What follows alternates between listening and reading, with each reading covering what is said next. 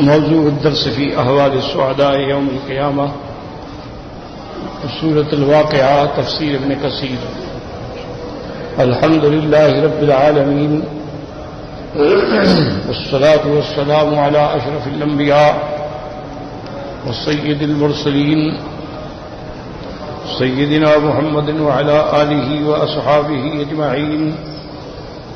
اللهم صل على سيدنا محمد وعلى آل سيدنا محمد كما صليت على إبراهيم وعلى آل إبراهيم في العالمين إنك حميد مجيد.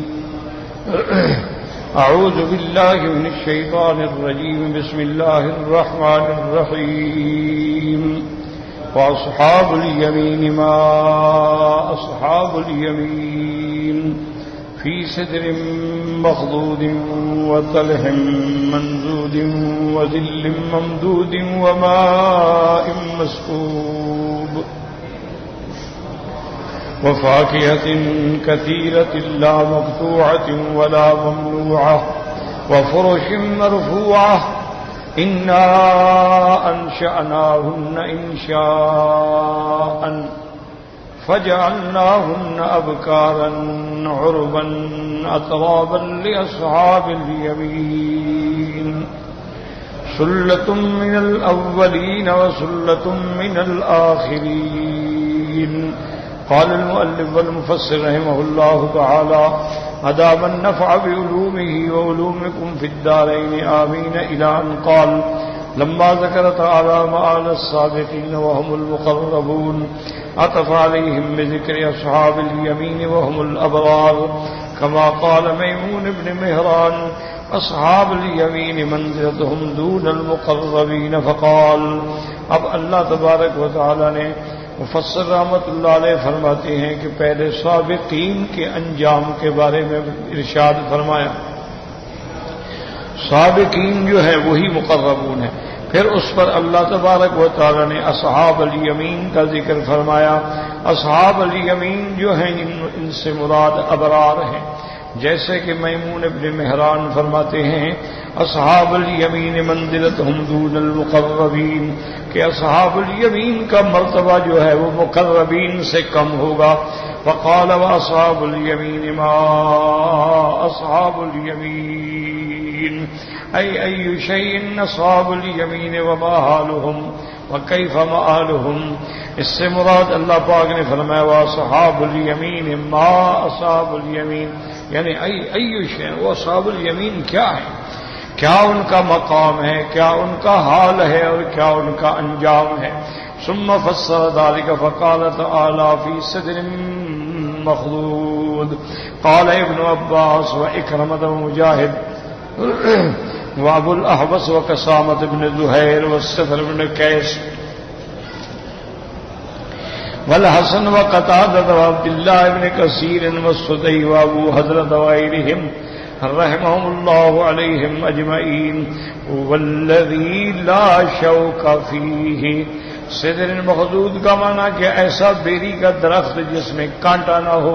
وعن ابن عباس رضی اللہ عنہما هو الموقر بالثمر.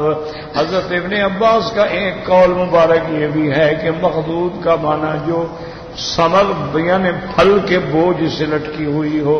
وهو روایت ان اکرمۃ ومجاہد وقضا قال قتادہ ایضا كنا نحدث انه الموقر الذي لا شوق به یعنی جس پہ پھل تو ہو لیکن کانٹے نہ ہوں. والظاہر ان المراد هذا وهذا. اب مفسر فرماتے ہیں یہ دونوں باتیں ٹھیک ہیں, کانٹے بھی نہیں ہوں گے اور پھل بھی زیادہ ہوگا. فإن صدر الدنيا كثير الشوك قليل الصبر. کیونکہ دنیا کے اندر جو بیری کا درخت ہے اس میں کانٹا زیادہ ہوتا ہے, پھل تھوڑا ہوتا ہے. وفي الآخرة العكس من هذا لا شوك فيه وفيه الثمر الكثير والذي قد أسقط أصله. لیکن آخرت میں دنیا کے برعکس ہوگا کہ اس میں کانٹے تو نہیں ہوں گے لیکن پھل زیادہ ہوگا اور پھل کے بوجھ کی وجہ سے وہ زمین کی طرف لٹکے ہوئے ہوں گے. اسکر یعنی اس کو بوجھ نے جھکایا ہوا ہوگا. كما قال الحافظ ابو بکر احمد بن سلمان النجار حدثنا عبد الله بن محمد هو البغوي حدثني حمزة بن العباس حدثنا عبد الله بن عثمان حدثنا عبد الله بن المبارك قال اخبرنا صفوان بن عمرو عن سليم بن عامر قال كان اصحاب رسول الله صلی اللہ علیہ وسلم یقولون ان اللہ لینفعنا بالاعراب ومسائلہم. اب حضرت سلیم ابن عامر فرماتے ہیں کہ حضور کے صحابہ رضوان اللہ علیہم اجمعین فرمایا کرتے تھے کہ دیہات سے آنے والے لوگ جو ہیں وہ ہمیں بڑا فائدہ پہنچاتے ہیں. وہ آ کر حضور صلی اللہ علیہ وسلم سے مسائل پوچھتے ہیں تو حضور جب ان کو مسائل بتلاتے ہیں تو ہمیں بھی فائدہ ہوتا ہے. قال اقبل اعرابی یوما فقال یا رسول اللہ. ایک دن ایک اعرابی آیا یعنی دیہات کے رہنے والا, اس نے حضور پاک صلی اللہ علیہ وسلم کی خدمت میں ذکر کیا کہ یا رسول اللہ ذکر اللہ بالجنت شجرۃ تؤذی صاحبها. اللہ نے جنت میں ایک ایسے درخت کا ذکر کیا ہے جس درخت سے لوگوں کو تکلیف پہنچتی ہے, کانٹے دار ہوتا ہے. فقال رسول اللہ صلی اللہ علیہ وسلم وما ہی. حضور پاک نے فرمایا کہ بتلاؤ وہ کون سی درخت. قال الصدر فإن له شوكا مؤذيا. اس نے کہا اللہ نے قرآن میں صدر کا ذکر فرمایا ہے, حالانکہ صدر جو ہے وہ تو کانٹے دار درخت ہے, ایذا پہنچانے والا.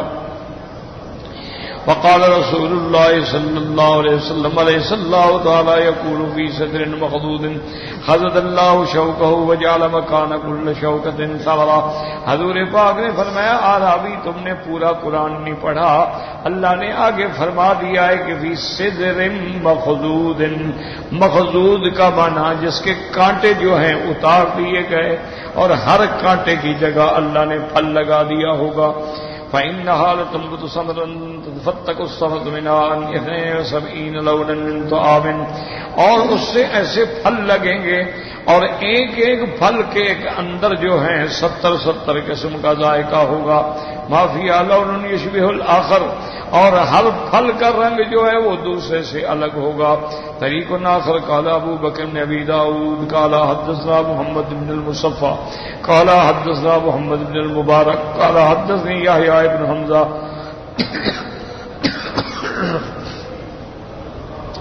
قال حدثني ثور بن يزيد قال حدثني حبيب بن عبيد بن عتبة عبد السلمي قال كنت جالسا مع رسول الله صلى الله عليه وسلم وجاء أعرابي فقال يا رسول الله صلى الله عليه وسلم أسمعك تذكر في الجنة شجرة لا أعلم شجرا أكثر شوكا منها. فرماتی ہیں کہ ہم حضور کی خدمت میں بیٹھے تھے, ایک اعرابی نے کہا کہ یا رسول اللہ صلی اللہ علیہ وسلم میں نے سنا ہے آپ جنت کے اندر ایک ایسے درخت کا ذکر فرما رہے ہیں جس کے بہت کانٹے ہیں اور تکلیف دینے والا ہوتا ہے. یعنی فقال رسول اللہ صلی اللہ علیہ وسلم ان اللہ یجعل مکان کل شوکۃ منها ثمرہ مثل خصوۃ التیس الملبود فیہا 70 لونا من الطعام لا یشبہ لون الآخر. حضور پاک نے فرمایا اللہ اس کے ہر کانٹے کے بدلے میں پھل لگا دیں گے اور وہ پھل اتنا بڑا ہوگا جیسے دمبا بڑا ہوتا ہے, اور ہر پھل کا ذائقہ جو ہے وہ دوسرے سے نہیں ملتا ہوگا. وطلح منضود ان الطلح شجر اذا من يكون بارض الحجاز من شجر الازاء واحدته طلحا وهو شجر كثير الشوك وانشد من جرير لبعض الحضار. اب فرماتے ہیں وطلح منضود, یہ فرماتے ہیں کہ طلح جو ہے یہ بھی ایک ایسا درخت ہے جو سرزمین حجاز میں پایا جاتا ہے, یہ بھی جنگل کے درختوں میں سے ہے اور اس پر بھی بہت کانٹے ہوتے ہیں. وانشد ابن جریر لبعض الحداد بشرها دليلها وقال غدا ترين الطلح والجبال. قال مجاهد منضود اي متراكم الصبر يذكر بذلك قريشا لانهم كانوا يعجبون من وج وزلال من طلح وصدر منضود مصفود حضرت مجاہد فرماتے ہیں منضود کا معنی یعنی جس کا پھل ایک دوسرے کے اوپر چڑھا ہوگا، چونکہ قریش جو تھے وج کے علاقے کا اور اس کا طلحہ کا سایہ اور بیری کے سائے کو زیادہ پسند کرتے تھے. وقال سدی منضود مسعود قال ابن عباس يشبه طلحہ الدنیا ولكن له ثمر احلى من الاصل. وہ درخت طلحہ جو ہے دنیا کے درخت کی شکل ہوگا لیکن اس کا پھل جو ہے ماشاءاللہ شہد سے بھی زیادہ میٹھا ہوگا. قال الجوہری والطلح لغة في الطلع. قلت وقد روى ابن ابي حاتم من حديث الحسن بن سعد عن شيخ بن حمدان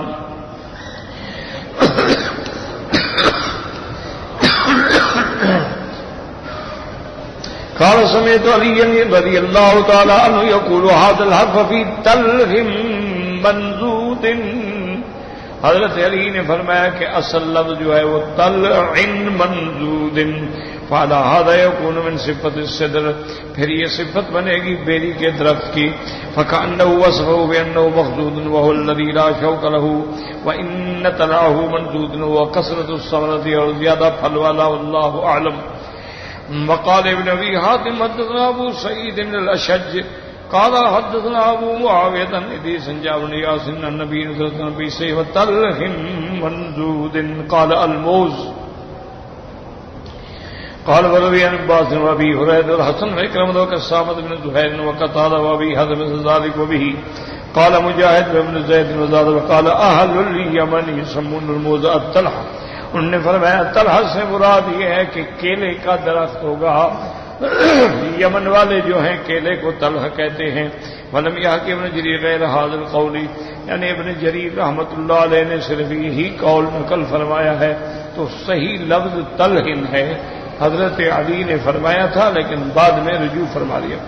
وقوله تبارک وتعالى وذل ممدود. قال البخاري رحمه الله تعالى حدثنا علي بن عبد الله قال حدثنا سفيان بن زناد الأعرج عن أبي هريرة رضي الله تعالى عنه يقول يبلغ به النبي صلى الله عليه وسلم قال إن في الجنة شجرة يسير الراكب بظلها مئة عام لا يقطعها اقرأوا إن شئتم والظل ممدود.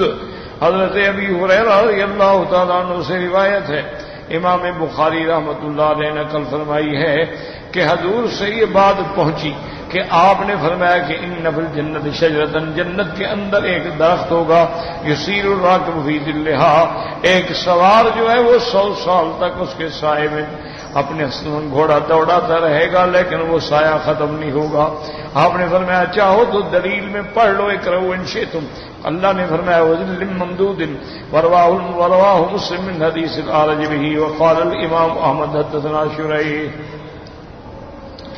قال حدثنا فلي عن هلال بن علي عن عبد الرحمن بن ابي امرة عن ابي هريرة رضي الله تعالى عنه قال قال رسول الله صلى الله عليه وسلم إن في الجنة شجرة يسير الراكب في ظلها 100 عام اقرأوا إن شئتم والظل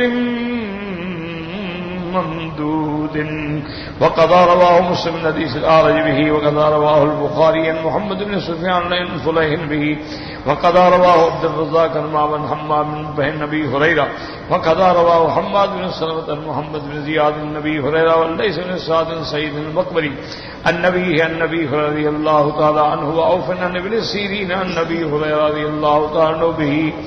وقال الامام احمد حدثنا محمد بن جعفر وحجاج قال لا حدثنا شعبہ سمعت ابا الضحاك يحدث عن ابي هريره رضي الله تعالى عنه عن رسول الله صلى الله عليه وسلم انه قال ان في الجنة شجرة يسير الراكب في ظلها 70 أو 100 سنة هي شجرة الخلد. ایک ایسا درخت ہوگا جس کے تحت آپ نے فرمایا کہ سوار جو ہے 70 سال یا 100 سال اس کے سائے میں گھوڑا دوڑاتا رہے گا اور اس کا نام شجرۃ الخلد ہے. وقال ابن ابي حاتم حدثنا احمد بن سنان قال حدثنا يزيد بن هارون محمد بن عمرو بن ابي هريره رضی اللہ تعالی عنہ رسول اللہ صلی اللہ علیہ وسلم قال فی الجنت شجرۃ یسیر الراکب فی ظلها 100 عام ما یقطعها واقرؤوا ان شئتم وظل ممدود اسناد جید ولم يخرجوه وهكذا رواه النبي كريم عبد الرحيم البخاري كل من محمد بن عمرو به وقد رواه الترمذي من حديث عبد الرحيم بن سليمان به وقال ابن جرير حدثنا ابن حميد قال حدثنا مهران قال حدثنا اسماعيل بن ابي خالد زياد مولى بني مخزوم عن ابي هريره رضي الله تعالى عنه قال ان في الجنه لشجره يسير الراكب في ظلها 100 عام اقرؤوا ان شئتم وظل ممدود فبلغ ذلك كعبا. یہ بات حضرت کعب کو پہنچی فقال صدقا، انہوں نے فرمایا بالکل آپ نے سچ فرمایا. والذی انزل التوراۃ علی موسیٰ والفرقان علی محمد علیہ الصلاۃ والتسلیم، فرمایا مجھے قسم ہے اس ذات کی جس نے تورات حضرت موسیٰ علیہ السلام پہ اتاری اور قرآن حضرت محمد مصطفیٰ پہ اتارا. لو ان رجلا رکب حکۃ او جزعۃ، یعنی وہ چھوٹا نوجوان اونٹ پہ چڑھے، ثم دعا باعلی تلک الشجرۃ ما بلغها حتى يسقط حرما، تو وہ اونٹ بھی ختم ہو جائیں گے لیکن وہ ختم نہیں ہوگا درخت. ان اللہ تعالی غرسها بيده، اللہ نے اس کو اپنے ہاتھ سے لگایا جیسے اس کی شان کو زیبا ہے. ونفخ فيها من روحه وان افنانها من وراء سور الجنة وما في الجنة نهر الا وهو يخرج من اصل تلك الشجرة، اور اس کی ٹہنیاں جو ہیں وہ جنت کے قلعے کی جو دیواریں ہیں اس میں پھیلی ہوئی ہوں گی، اور کوئی جنت میں ایسی نہر نہیں جو اس درخت کے اصل بنیاد سے جاری نہ ہوتی ہو.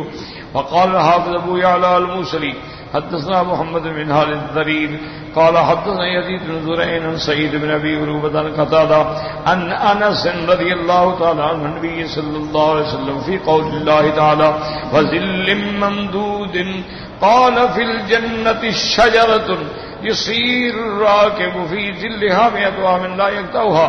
وقد رواه البخاري عن روح بن عبد المؤمن عن يزيد بن زريع وقد رواه ابو داود الطيالسي عن عمران بن داود القطان عن قتادة به وكذا رواه معمر وابو هلال عن قتادة وقد اخرج البخاري ومسلم رحمهم الله من حديث ابي سعيد بن سعد عن رسول الله صلى الله عليه وسلم قال ان في الجنة شجرة يسير الراكب الجواد المزمر السريع، کہ اگر وہ اپنے گھوڑے پر، جس گھوڑے کو بنایا گیا ہے، گھوڑے کو وہ بند کمرے میں بند کر دیتے ہیں تاکہ پسینے سے اس کی چربی جو ہے وہ پگھل جائے تو بالکل خالص بنے، پھر وہ تیز دوڑتا ہے، اس کو کہتے ہیں مزمر. 100 سال تک دوڑتا رہے تو اس کے سائے کو نہیں ختم پہنچ سکے گا.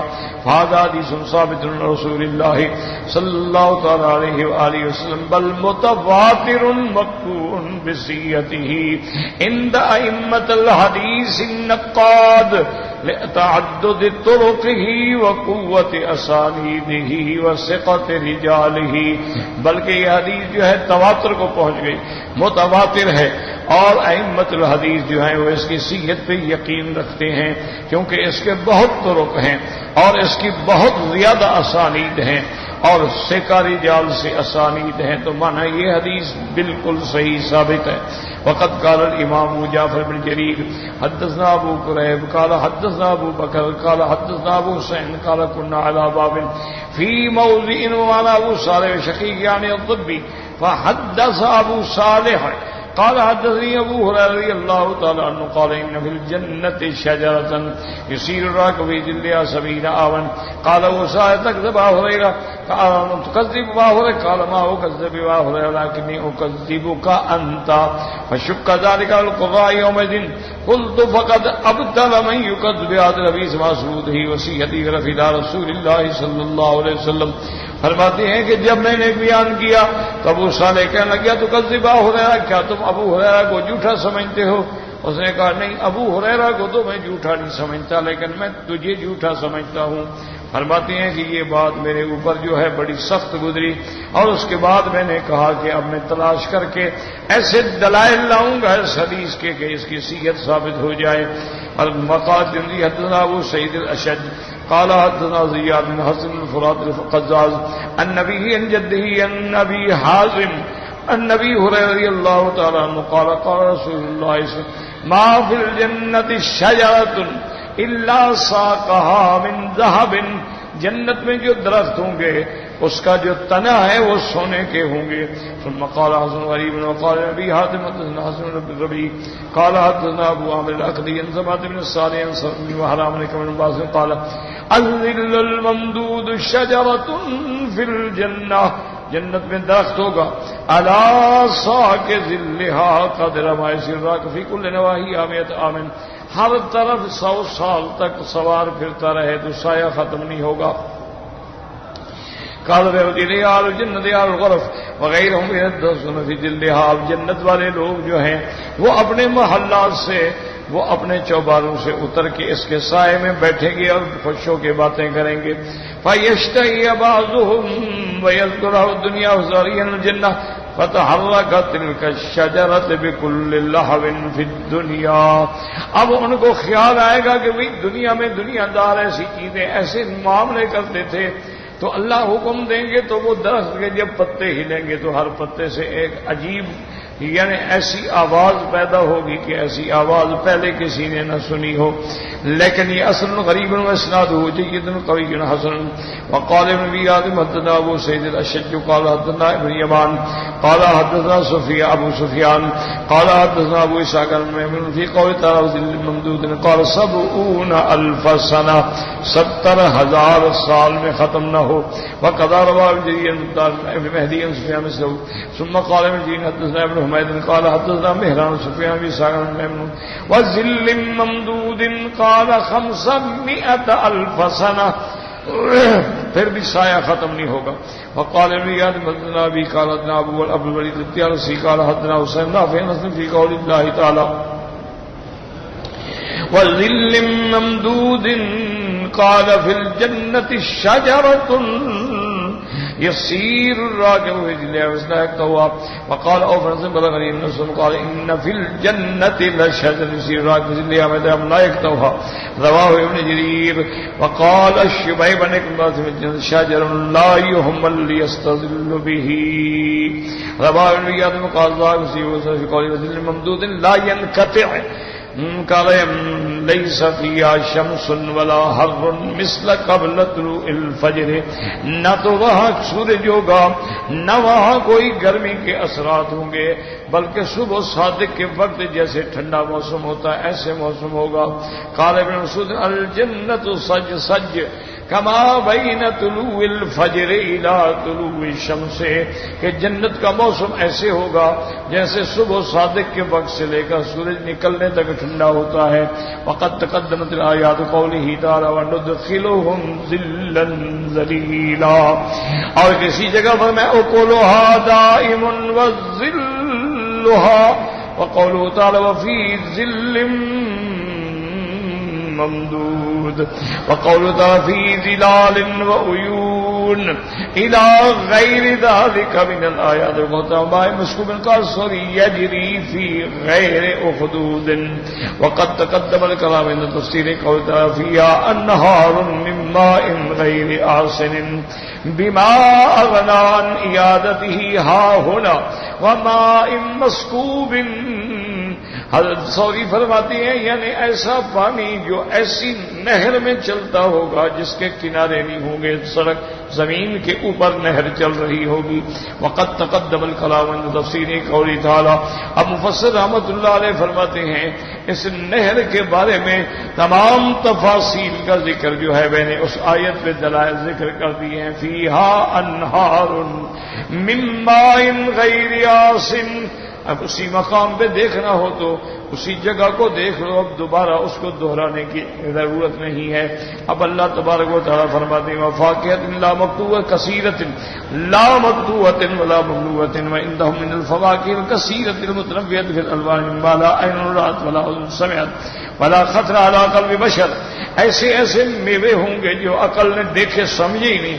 کما قال تعالیٰ کلما رزقوا منها من ثمرۃ رزقا قالوا هذا الذي رزقنا من قبل وأتوا به متشابها أي يشبه الشكل والشكل ولكن الطعم غير الطعم۔ جب اللہ پاک ان کو پھل دیں گے پھر دوسرا پھل آئے گا، وہ کہیں گے یہ تو ہم کھا چکے ہیں، تو لیکن ان کو پتہ نہیں ہوگا کہ اس کی شکل تو ملتی ہے لیکن ذائقہ الگ الگ ہے۔ جب وہ کھائیں گے تو کہیں نہیں بھائی یہ تو یہ اور چیز ہے، تو شکل میں تشابہ ہوگا لیکن ذائقہ الگ ہوگا۔ وفی الصحیحین فی ذکر سدرۃ المنتہی فاذا ورقها کآذان الفیلۃ ونبقها مثل قلال حجرا۔ اب حضرت مفسر فرماتی ہیں کہ صحیحین میں یعنی بخاری اور مسلم کے اندر سدرۃ المنتہا کے بارے میں صحیح حدیث موجود ہے۔ حضور پاک نے فرمایا فاذا ورقها، سدرۃ المنتہا جو ہے اس بیری کے درخت کے پتے ایسے ہوں گے جیسے ہاتھی کے کان ہوتے ہیں، یعنی بڑے بڑے۔ فاذا ونبقها، اس پر جو بیر ہیں مثل قلال حجر، جیسے بنی حجر کے بڑے بڑے مٹکے ہوتے ہیں، اتنا بڑا ہوگا۔ وفيهما أيضا من حديث مالك عن زيد بن طارق السلام بعد قال غسل الشمس وصلى رسول الله صلى الله عليه وسلم الصلاة وفيه قالوا يا رسول الله صلى رأيناك تناولت شيئا في مقامك هذا ثم رأيناك تكعكعت قال إني رأيت الجنة تناولت منها عنقودا ولو أخذت وأكلت منها بقيت الدنيا۔ حضور صلی اللہ علیہ وسلم حضرت ابن عباس فرماتے ہیں کہ سورج گرہن ہو گیا، حضور پاک نے نماز پڑھی اور اس کے بعد صحابہ کہتے ہیں کہ ہم حیران ہوئے کہ نماز میں آپ آگے تشریف لے گئے، تکعکعت پھر واپس تشریف لے آئے۔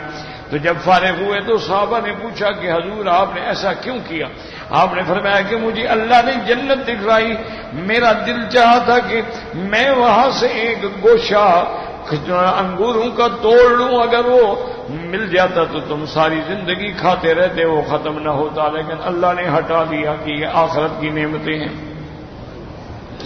وقال حافظ ابو يعلى حدثنا ابو خيثمة قال حدثنا عبد الله بن جعفر قال حدثنا عبيد الله قال حدثنا ابو وكيل عن جابر رضي الله تعالى عنه قال بيننا نحن في صلاة الظهر استقدم رسول الله صلى الله عليه وسلم فتقدمنا معه ثم تناول شيئا ليأخذه ثم تأخر فلما قضى الصلاة قال له ابي بن كعب يا رسول الله صلاة اليوم في الصلاة شيئا ما كنت تصنع۔ حضور آگے گئے پھر پیچھے آئے تو ابی بن کعب نے پوچھا کہ حضور آپ پہلے تو نماز میں ایسا کبھی نہیں کرتے۔ قال إنه وردت علي الجنة وما فيها من الزهرة والنضرة۔ حضور پاک نے فرمایا اللہ نے مجھے جنت دکھلائی ہے اور جنت کے اندر جو بہار ہے، جو پھل ہیں، جو نعمتیں ہیں۔ فتناولت منها كتفا من آتيكم به فحيل بيني وبينه، میں نے چاہا کہ انگوروں کا گوشہ لے لوں تاکہ تم لوگ کھاؤ، لیکن اللہ نے ہٹا دیا، وہ دور ہو گیا۔ وَلَوْ أَتَيْتُكُمْ بِهِ لَكَانَ مِنَ السَّمَاءِ وَالْأَرْضِ، اگر وہ گوشہ آ جاتا دنیا میں، آسمان اور زمین کی ساری مخلوق بھی کھاتی رہتی تو وہ کبھی ختم نہ ہوتا۔ رواه مسلم بن حديث زبير بن جابر نحوه وقال الإمام أحمد حدثنا علي بن حجر قال حدثنا هشام بن قال أخبرنا معمر بن يحيى ابن أبي كثير عمرو بن زيد البكالي أنه سمع عتبة بن عبد السلمي يقول جاء أعرابي إلى رسول الله صلی اللہ علیہ وسلم، دیہات کا رہنے والا بندہ حضور کے پاس آیا، وسألہ عن الحوض، اس نے پوچھا یا رسول اللہ آپ کو جو حوض ملے گا وہ کیا چیز ہے؟ وذکر الجنہ، اور ذکر الجنہ، ثم قال الاعرابی فیہا فاکہۃ، پھل بھی ہوں گے؟ قال نعم وفیہا شجرۃ تدعی طوبی، درخت ہوگا جس کا نام توبہ ہوگا. فقال ذکر شيئا لا ادري ما هو قال اي الشجره ارضنا تشبه قال ليس شيء من شجر ارضك. اس نے کہا حضور ہمیں یہ بتائیں وہ درخت توبہ جو ہے دنیا کے کس درخت کے موافق ہوگا؟ آپ نے فرمایا دنیا کے کسی درخت کے مطابق نہیں ہوگا. فقال النبي صلى الله عليه وسلم الشام قال لا اتيت الشام قال لا قال تشبه شجرة بالشام تدعى الجوزة تنبت على ساق واحد وينفرش اعلاها. آپ نے فرمایا تم کبھی شام گئے ہو؟ اس نے کہا جی میں نہیں گیا. آپ نے فرمایا کہ وہاں شام میں ایک درخت ہوتا ہے جس کو جوزہ کہتے ہیں. ایک ٹانگ ایسے ہمیں ایک اپنے اس کے تنے پہ کھڑا ہوتا ہے لیکن اوپر جا کے ایسے ہو جاتا ہے کہ جیسے فرش. قال واز من قود قال وسيل الشعر الغراب الابقى لا يفتر. اور وہاں کے جو انگور ہوں گے وہ بھی اتنے اتنے بڑے ہوں گے کہ اگر غراب الابقى یعنی کالا کوا جو ہے وہ اگر ایک مہینے تک اڑتا رہے تو ختم نہ ہو سکے. قال قال لو بارت جزعه من ابل اهلك ما تدري اسياطا كثيرا تركوا حربا. آپ نے فرمایا یہ تمہارا جو چھوٹا سا اونٹ ہے اگر یہ اس کے تنے کے گرد پھرتا رہے مر جائے گا لیکن ختم نہیں ہوگا. قال فيها ان من قال نام قال ما اذن الحبر قال هل ذبابك تيسر من غربه كالتعظيم. آپ اس نے کہا جی انگور کتنا بڑا ہوگا؟ آپ نے فرمایا تم نے کبھی دمبال ذبح کیا ہے؟ اس نے کہا قال سبغيها وهو ذا امك وكان تخذيلنا منه دلوا. اور اس کے جو ڈول بنایا گیا تو اتنا بڑا ہوگا. قال رابي فإن تركتنا دشبين بأهل بيتي قال نعم وعامت عشيرتك. وہ عربی کہنے لگا کہ ماشاءاللہ پھر تو جنت میں بڑے پھل ہیں. اس کا مطلب ہے ہمارا اور میرے گھر والوں کا پیٹ بھر جائے گا. آپ نے فرمایا نہیں سب کا بھر جائے گا. وقوله تبارك وتعالى لا مقطوعة ولا ممنوعة. اب جناب سمجھیں الحمدللہ مفسر رحمت اللہ علیہ نے تفسیر میں بہت طویل ترین یعنی روایات ذکر کی ہیں تاکہ جتنی احادیث کی اسناد زیادہ ہوتی ہیں نا اتنی قوت زیادہ ہوتی ہے. اب مسئلہ یہ سمجھیں کہ ایمان والے جو ہیں الحمدللہ الحمدللہ الحمدللہ ان کے لیے تو کوئی مسئلہ مشکل ہے نہیں. اللہ نے قرآن میں فرما دیا, حضور نے فرما دیا, آمنا بس ہمارا ایمان. جب اللہ نے ایک چیز کا ذکر قرآن میں کر دیا, حضور صلی اللہ علیہ وسلم نے اپنی زبان مبارک سے تفصیل سمجھا دی تو بات ختم ہو گئی. کیونکہ ایمان والوں کے لیے تو سب سے بڑی دلیل قرآن ہے یا حدیث محمد مصطفیٰ. اب مشکلات وہاں ہوتی ہیں جہاں سامنے خصم ہوتا ہے, مخالف ہوتا ہے, جس کا نہ اللہ پر ایمان ہے, نہ قرآن پر ایمان ہے, نہ نبی پاک پر ایمان ہے, نہ آپ کے فرمان پر ایمان ہے. وہ بیچارہ عقل کا غلام ہے. وہ اپنا ہر فیصلہ جو ہے وہ سمجھتا ہے کہ بس میری عقل میں آ گیا ہے, ٹھیک ہے, نہیں آیا تو غلط ہے. یہی وہ وجہ ہے. آپ نے دیکھا ہوگا کہ آج کل انٹرنیٹ پہ, آج کل مختلف قناتوں پہ, مختلف چینلز پہ جو بحثیں ہوتی ہیں نا, یقین فرمائیں اعتراض مقصد نہیں ہے, وہ انتہائی بے فائدہ اور ہر لحاظ سے غیر مفید بات, جن کا کوئی فائدہ نہیں. انہوں نے اپنے چینل چلانے ہوتے ہیں, چینل چلے گا تو اشتہار لگیں گے, اشتہار لگیں گے تو پیسہ ملے گا. اس لیے وہ ہر روز ایک نئی بحث شروع کر دیتے ہیں اور مختلف، کبھی علماء کو بلا لیا، کبھی سیاستدانوں کو بلا لیا، کبھی انجینئرز کو بلا لیا، کبھی ڈاکٹرز کو بلا لیا، کبھی وکلاء کو، بحث کیوں کرنی ہے؟ تو عقل عیار ہے، 100 بھیس بنا لیتی ہے، جتنا بحث کریں بڑھتا ہے وہ اتنا بڑھتا جائے. یعنی آپ حیران ہوں گے کہ بھئی اب دنیا میں ایسی ایسی بحثیں ہیں اور ایسی ایسی نئی تحریکیں ہیں کہ جی تمام ادیان جو ہیں ان کو اکٹھا کر دو. کیا جھگڑا ہے؟ اسلام تو ملانے کے لیے آیا ہے، اسلام تو جدا کرنے کے لیے نہیں آیا ہے. یہ مولوی یہ مدرسے والے، یہ دین والے لوگوں کو لڑا رہے ہیں، کسی کو شیعہ، کسی کو سنی، کسی کو دیوبندی، کسی کو بریلوی، کسی کو اہل حدیث، کسی کو مقلد، کسی غیر. یہ لڑانے والے سارے مولوی تو ہیں یہ سارے.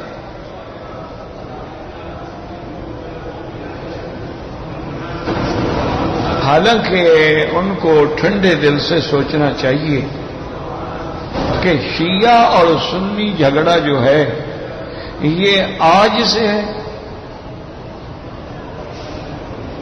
ٹھنڈے دل سے کبھی آپ ان کو فون کر کے بات کریں کہ بھئی مولوی چلو ہمارا مولوی لڑا رہا ہے، لیکن یہ اہل شیعہ اور اہل سنت کا جو اختلاف ہے، یعنی یہ شیعہ فرقہ جو ہے یہ کب پیدا ہوا؟ یہ تو سیدنا عثمان رضی اللہ تعالی عنہ کے زمانے میں، چونکہ اسلام بڑی تیزی کے ساتھ پوری دنیا پہ پھیل گیا، کہاں مدینہ منورہ اور کہاں اسپانیہ، کہاں مدینہ منورہ اور کہاں تاجکستان اور ازبکستان اور سمرقند و بخارا، کہاں جناب مدینہ منورہ اور آپ کا ہند اور آپ کے جو ہیں گجرات اور آپ کا بہروچ اور آپ کے یہ سارے علاقے، کہاں عرب اور کہاں ملتان اور کہاں سکھر اور کہاں سندھ کہ محمد ابن قاسم نے جا کے فتوحات کی اور راجہ داہر کو شکست دی. یہ کس دور کی باتیں ہیں؟ اس وقت بھی ہمارے مولوی لڑا رہے تھے. ٹھنڈے دل سے سوچو، یہ تو ایک عالمی صہیونی یہودی سازش تھی، اور اللہ کی اسی میں حکمت ہے. یہ ان کو جب یہ احساس ہو گیا کہ اسلام اب غالب آ گیا، اب ہم اسلام کا مقابلہ نہیں کر سکتے،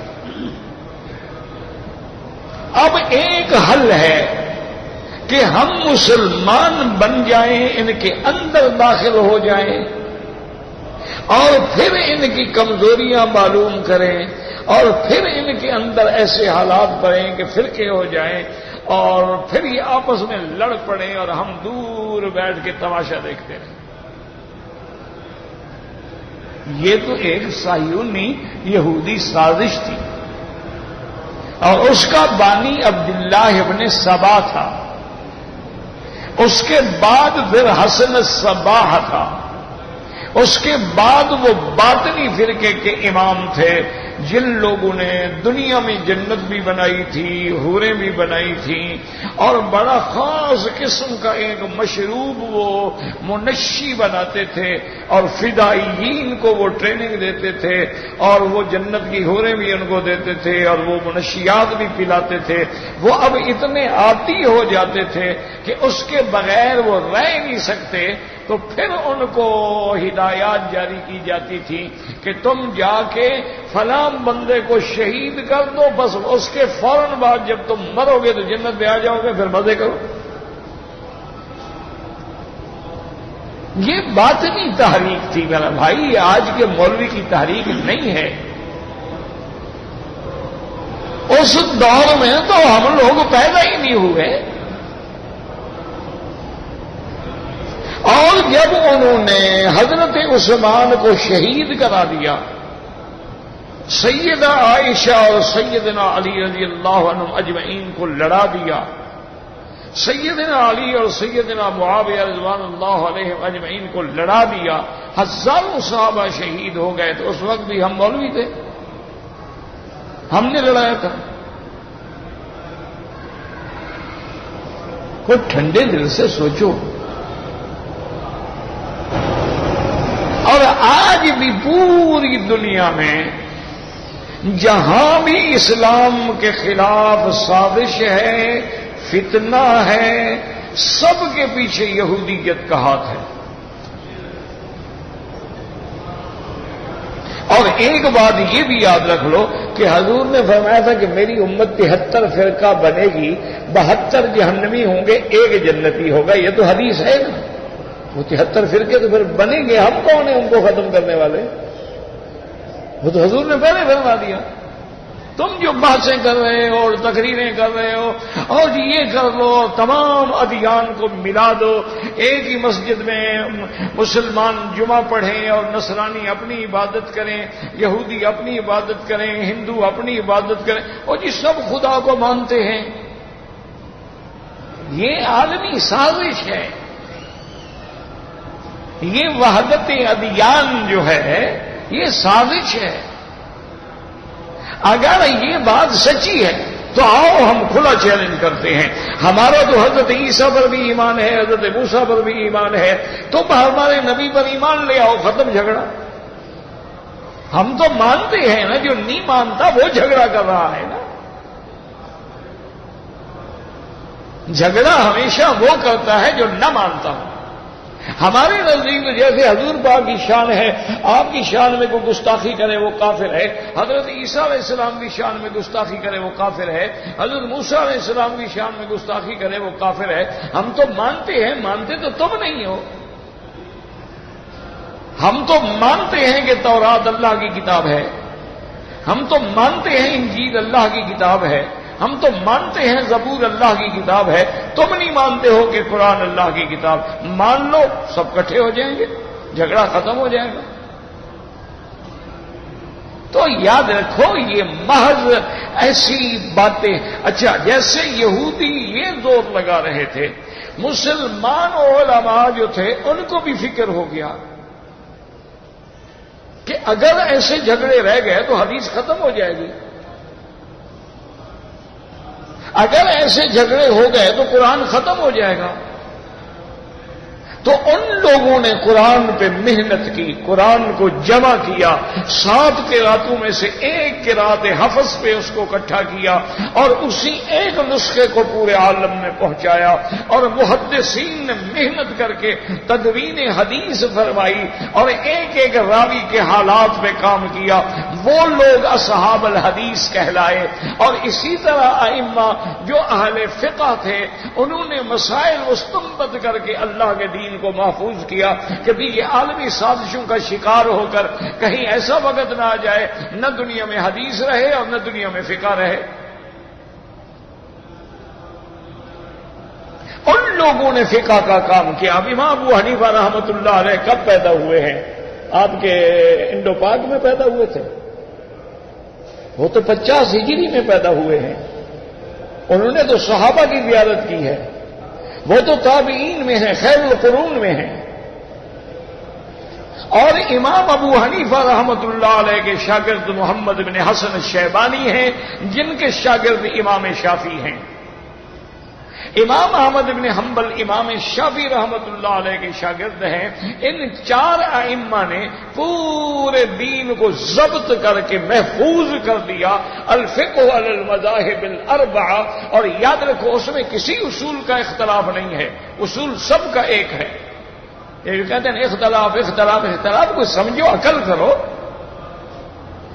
اختلاف وہ ہوتا ہے کہ میں کعبے کی طرف نماز پڑھتا ہوں اور تم گرو نانک کی طرف پڑھتے ہو۔ اختلاف وہ ہوتا ہے میں کعبے کی طرف نماز پڑھتا ہوں اور تم مسجد اقصیٰ کی طرف پڑھتے ہو۔ اختلاف یہ ہوتا ہے میں قرآن کو مانتا ہوں تم منکر ہو۔ یہ فرقے ہیں، یہ ائمہ اربعہ جو ہیں وہ تو قرآن و حدیث کے غلام ہیں۔ انہوں نے تو قرآن اور حدیث سے مسائل کو سمجھا ہے۔ مثال کے طور پہ ایک حدیث مبارک ہے کہ راکب رسول اللہ صلی اللہ علیہ وسلم کہ حضور صلی اللہ علیہ وسلم نے مکہ مکرمہ میں گدھا پہ سواری فرمائی. گدھا پہ سوار ہونا بھی سنت ہے. آج کل تو تمہارے متکبرین جو ہے مجال ہے وہ گدھا پہ سوار ہوں. اسی لیے انہوں نے توہین بنا رکھی ہے کہ جس کو سزا دینی ہو گدھا پہ بٹھاؤ. ورنہ گدھا پہ تو حضور پاک سوار ہوئے ہیں, صحابہ سوار ہوئے ہیں, اور یہ تو ابھی چند سال ہوئے ہیں کہ یہ وہ بات ختم ہو گئی ہے. ورنہ اہل مکہ جو ہے حج کے بعد گدھا پہ سوار ہو کے قافلے جاتے تھے مدینہ منورہ کی زیارت کے لیے, اور اس میں 500 ہزار گدھا ہوتی تھی, اس پہ سوار ہوتے تھے اور راستے پہ منزلوں پہ ٹھہرتے تھے. وہاں غریب انتظار میں ہوتے تھے, وہاں دیگیں پکاتے تھے, وہاں ان کو کھلاتے تھے, اور یہ تقریباً 1 مہینے میں جا کے سفر ختم ہوتا تھا. تو حضور سوار ہوئے. اب حدیث میں تو اتنی لفظ ہے نا کہ راکب رسول اللہ صلی اللہ علیہ وسلم علی الحمار, حضور پاک نے گدھا پہ سواری فرمائی مکے میں. بس اب حدیث تو اتنا ہے, لیکن یہ فقیہ کا کام ہے کہ اس نے مسئلہ نکالا. اس نے کہا سکل النبوتی, اس نے کہا ہر مکہ تھا, گرمی ہو مکے کی اور بوجھ ہو نبوت کا, فکیف لا یورک, یہ ہو سکتا ہے کہ گدھا کو پسینہ نہ آیا ہو. اور حضور نے کپڑے نہیں دھوئے تو مسئلہ سمجھ آ گیا کہ جانور کے پسینے سے کپڑا پلید نہیں ہوتا. یہ کام ہوتا ہے فقیہ کا کہ وہ حدیث سے مسئلہ نکالتا ہے. وہ مسئلہ گھر سے نہیں لے آتے, یاد رکھو. یہ جاہلوں نے بنایا ہوا ہے کہ جی 4 امام اور 4 امام اور 4 امام, یہ بے وقوفوں والی بات ہے. اب اللہ کے حرم کے کتنے دروازے ہیں؟ تو اگر کوئی باب العمرہ سے آئے, باب الفتح سے آئے, باب السلام سے آئے, باب عبدالعزیز سے آئے, باب فاض, سب حرم آ رہے ہیں, چاہے 500 دروازے. یہ کیا اختلاف ہے؟ یہ ائمہ اربعہ جو ہیں یہ تو اسکول آف تھاٹ ہیں, یعنی کسی بھی راستے میں آپ آئیں گے حضور کی حدیث پر. اور آپ دنیا کو چیلنج کر سکتے ہیں. 4 مذہب ہیں, 4 ائمہ ہیں. کوئی امام کہتا ہے کہ مغرب کی 4 رکعت نماز پڑھو. کسی امام نے آج تک کہا ہے کہ فجر کی 3 رکعت پڑھو. کسی امام نے آج تک کہا عشاء کی 4 کے بجائے 6 رکعتیں نماز پڑھی کرو. اصول میں کوئی جھگڑا نہیں. جو مسئلہ قرآن میں ہوگا, حدیث میں ہوگا, صحابہ میں ہوگا, خلفائے راشدین میں ہوگا, جھگڑا ہے ہی نہیں, سب مانتے ہیں. اختلاف کہاں ہوتا ہے کہ وہ چیز نہ قرآن میں ہے نہ حدیث میں ہے, نہ صحابہ کے دور میں ہے. مثلا ایک آدمی ہے, ایکسیڈنٹ ہو گیا, خدا نہ کرے, اس کو چوٹ لگ گئی, اس کو بلڈ کی ضرورت ہے.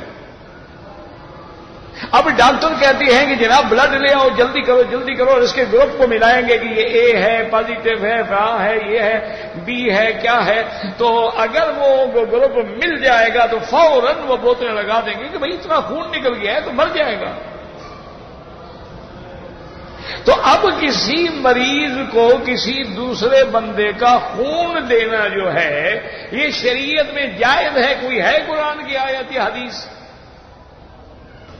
تو اب جناب ہم کیا کہیں؟ اب فقہا نے اجتہاد کیا کہ ہاں ٹھیک ہے, حضور کے زمانے میں تو یہ تھا ہی نہیں نا کہ بلڈ دیا جائے.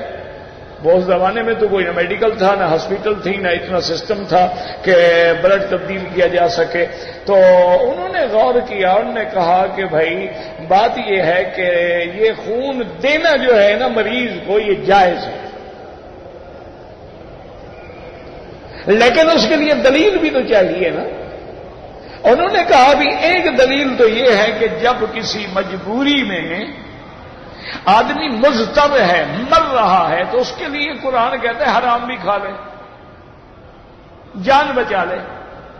ایک تو یہ ہمیں راستہ ملتا ہے کہ بھی جان بچانی ضروری ہے، دوسرا ہمیں یہ راستہ ملتا ہے کہ اگر میاں بیوی نے طلاق دے دی، خاوند نے، بچہ ہے چھوٹا دودھ والا، ماں نے کہا بات سنو، مجھے تو تم نے طلاق دے، لے جاؤ اپنا بچہ، اس کو بھی دودھ پلاؤ، میں نہیں پلاتی، میں تمہارے بچے کو پھر دودھ کیوں پلاؤں؟ تو اب قرآن کیا کہتا ہے؟ فَسَتُرْضِعُ لَهُ أُخْرَى، قرآن کہتا ہے دو باتیں ہیں، یا تو اس کی ماں دودھ پلائے گی، آتُوهُنَّ أُجُورَهُنَّ، اس کو تم پیسے دو، کیونکہ اب وہ تمہاری بیوی نہیں رہی، وہ اب امرأہ اجنبیہ ہے، اس کو تم پیسے ادا کرو دودھ پلانے کے۔ اگر وہ اس پہ بھی راضی نہیں ہوتی، کہتے چھوڑو جی، مجھے لاکھ بھی دے، میں نہیں پلاتی، اس نے میری کون سی قدر کی ہے، میں نے بچہ گود میں رکھا ہوا ہے، طلاق دے دی ہے مجھے، اور لے جاؤ بچے کو۔ تو اب قرآن کیا کہتا ہے؟ فَسَتُرْضِعُ لَهُ أُخْرَى، اب کسی اور دودھ والی عورت سے بات کرو، کوئی دایا آ کے اس کو دودھ پلائے، جیسے میرے مدنی سرکار کو بی بی حلیمہ نے دودھ پلایا، رحمت دو عالم کو دودھ جو ہے بی بی حلیمہ سعدیہ نے پلایا ہے۔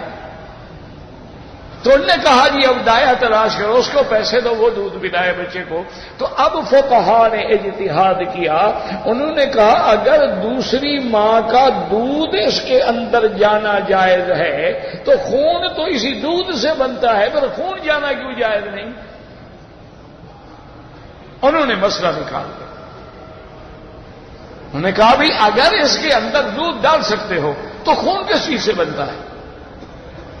بچے کا اندر اس وقت صرف دودھ ہی خوراک ہوتی ہے نا، تو اس کا خون تو اسی سے بنے گا، تو اگر دودھ منتقل کرنا جائز ہے تو پھر اس کا جو ہے خون منتقل کرنا بھی جائز ہے۔ اسی لیے مثلا ایک آدمی ہے، اللہ نہ کرے اللہ نہ کرے اللہ نہ کرے، اس کا ناک کٹ گیا، اب دنیا میں پلاسٹک سرجری اتنی ایڈوانس ہو گئی ہے کہ اگر وہ اصل مل جائے پھر تو پتہ ہی نہیں لگتا نا، اگر اصل نہ بھی ملے تو بالکل اس کے رنگ کے مطابق جو ہے وہ پلاسٹک کا یا کسی مادے کا بنا کے لگا دیتے ہیں، اور کچھ عرصے کے بعد کوئی پہچان بھی نہیں سکتا۔ تو کیا بھائی یہ جائز ہے کہ ہم ناک جو ہے پلاسٹک کا لگوا لیں؟ ہونٹ کٹ گیا ہم پلاسٹک کا لگوا لیں؟ تو اب محدثین کا کام تھا حدیثیں جمع کرنا، اس لیے ان کو کہتے ہیں اصحاب الحدیث، اہل حدیث، وہ جو حدیثیں جمع کرتے رہے، ان کا کام مسائل نہیں۔ اسی لیے بڑے بڑے محدثین نے فرمایا، انہوں نے فرمایا کہ نحن الصیادلہ وانتم الاطباء، انہوں نے کہا اے فقہائے امت، اصل ڈاکٹر تو تم ہو، ہم تو بھائی کیمسٹ ہیں، دوائیں اکٹھی کر کے رکھ دی ہیں، اب فیصلہ تم نے کرنا ہے کہ یہ دوا کس کو دینی ہے۔ تو اب جناب یہ ہے کہ انہوں نے فقہا سے پوچھا، تو فقہا نے کہا کہ ایک حدیث میں آتا ہے ایک صحابی کا جنگ میں ناک کٹ گیا تھا، اس نے بیچارے نے چاندی کا پترا بنوا کے وہ لگا لیا تھا کہ کچھ تو عیب چھپا رہے نا، ورنہ سوراخ بڑا عجیب سا لگتا ہے نا۔ تو کچھ دنوں کے بعد حضور کی خدمت میں آیا اور اس نے کہا کہ یا رسول اللہ صلی اللہ علیہ وسلم، میرا ناک کٹ گیا، میں نے یہ چاندی کا پترا لگا لیا ہے لیکن چاندی میں بدبو ہو گئی ہے، تو اب مجھے کسی نے کہا ہے کہ اگر سونے کا لگوا لو تو سونے کی یہ خاصیت ہے کہ سونے میں بدبو پیدا نہیں ہوتی۔ تو حضور نے فرمایا لگا لو۔ تو اب فقہا نے مسئلہ نکال لیا، ابھی سونا تو مرد کے لیے حرام ہے لیکن حضور نے اجازت دے دی ہے، تو اگر حرام چیز بھی اس کے لیے لگائی جا سکتی ہے تو پلاسٹک تو حرام بھی نہیں ہے، یہ کیوں نہیں لگایا جا سکتا؟ یہ کام ہوتا ہے فقہا کا، اور الحمدللہ آج بھی رابطۃ العالم الاسلامی میں مجمع الفقہ الاسلامی کے نام سے اتنا بڑا کام ہو رہا ہے، کویت میں کام ہو رہا ہے، انڈیا میں بھی فقہ اکیڈمی کے نام سے کام ہو رہا ہے، جس میں الحمدللہ دنیا کے علماء، دنیا کے فضلاء بڑے بڑے جید قسم کے علماء بیٹھ کے ہر وہ مسئلہ جو اس وقت امت کو پیش آ رہا ہے حل کر رہے ہیں قرآن اور حدیث کی روشنی میں. تو یہ جھگڑے نہیں ہیں خدا کے بندے. اور اگر 1400-1200 سال میں شیعہ سنی ختم نہیں ہو سکے تم کیسے ختم کر لو گے؟ 1200 سال میں خوارج کا فتنہ ختم نہیں ہو سکا تم کیسے کر لو گے؟ نواسب کا فتنہ ختم نہیں ہو سکا تم کیسے کر لو گے؟ 250-300 سال سے قادیانیت کا فتنہ تمہارے گلے میں پڑا ہوا ہے تم وہ ختم نہیں کر سکے ہو اور کیسے کر سکو گے؟ تو اب تو زمانے میں جینے کا ایک حل ہے جو حضرت تھانوی نے بتلایا تھا کہ اپنے بات کو چھوڑو نہ اور دوسرے کو چھیڑو نہ. بس انہوں نے فرمایا جو حق ہے اس میں جمے رہو دوسروں کی بحث میں نہ پڑو.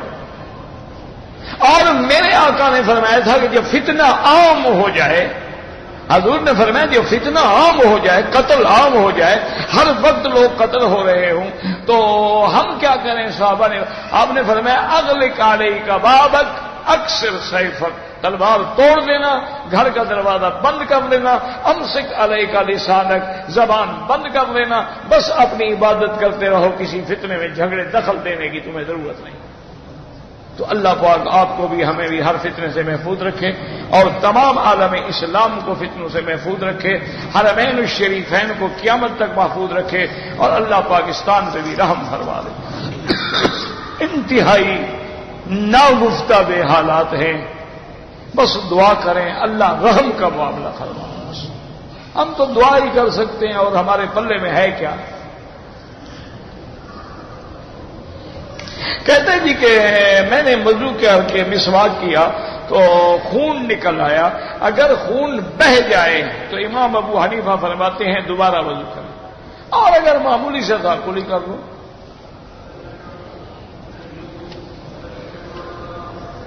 ساس سے شادی کر سکتے ہاں باقی کام یہی رہ گیا تھا یہ بھی کر لو. اس کا مطلب ہے یعنی ماں سے بھی شادی کر سکتے. انا للہ و انا الیہ راجعون. جتنا انسانوں کے نفل ادا کر سکتے ہیں خود نفل پڑھے تم کیوں پڑھو بھائی؟ اگر پیشاب کے دوران میں قطرے آئیں تو وہ منی نہیں ہوتی وہ مزی ہوتی ہے یا ودی ہوتی ہے. اس کے لیے وضو کافی ہے غسل کی ضرورت نہیں ہوتی. غسل تب ہوتا ہے جب مادہ منویہ شہوت کے ساتھ اور ٹپک کے نکلے. زندہ انسان کے لیے طواف اپنے لیے کرو اس کے لیے دعا کرو. اگر میں نے ریاض جانا ہے واپسی پہ احرام باندھو میقات ہے. عمرے کے لیے بال بالکل جتنے عمرے کرو گے ہر دفعہ یا اس طرح پھرواؤ یا بالوں کا چوتھا حصہ کٹ جائے. یہ جو ٹک لگاتے ہیں نا 3 بال ادھر سے اور 2 ادھر سے اور 2 ادھر سے ان پر دم بھی پڑ جاتی ہے اور احرام سے بھی وہ نہیں نکلتے گویا ابھی تک وہ احرام میں ہے جب تک بال نہیں کٹائیں گے. احرام کھولنے کا یہ معنی نہیں کہ چادریں کھول دو. چادریں تو لباس احرام ہے. احرام ہوتا نیت سے ہے کھلتا حلق سے ہے.